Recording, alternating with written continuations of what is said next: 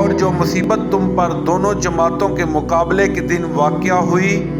سو اللہ کے حکم سے واقع ہوئی، اور اس سے یہ مقصود تھا کہ اللہ مومنوں کو اچھی طرح معلوم کر لے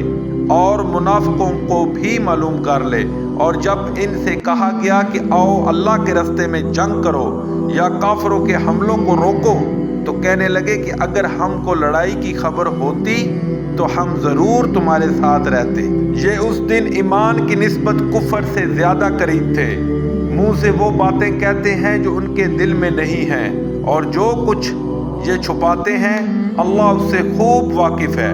یہ خود تو جنگ سے بچ کر بیٹھ ہی رہے تھے، مگر جنہوں نے راہ الہی میں جانیں قربان کر دیں اپنے ان بھائیوں کے بارے میں بھی کہتے ہیں کہ اگر ہمارا کہا مانتے تو قتل نہ ہوتے۔ کہہ دو کہ اگر سچے ہو تو اپنے اوپر سے موت کو ٹال دینا۔ جو لوگ اللہ کی راہ میں مارے گئے ان کو مرے ہوئے نہ سمجھنا، وہ مرے ہوئے نہیں ہیں بلکہ اللہ کے نزدیک زندہ ہیں اور ان کو رزق مل رہا ہے۔ جو کچھ اللہ نے ان کو اپنے فضل سے بخش رکھا ہے اس میں خوش ہیں، اور جو لوگ ان کے پیچھے رہ گئے اور شہید ہو کر ان میں شامل نہیں ہو سکے ان کی نسبت خوشیاں منا رہے ہیں کہ قیامت کے دن ان کو بھی نہ کچھ خوف ہوگا اور نہ وہ غمناک ہوں گے، اور اللہ کے انعامات اور فضل سے خوش ہو رہے ہیں،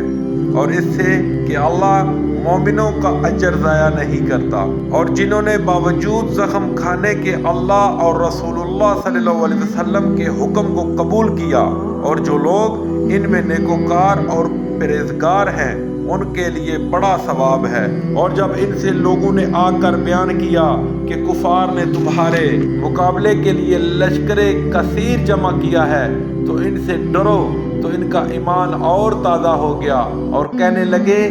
ہم کو اللہ کافی ہے اور وہ بہت اچھا کارساز ہے۔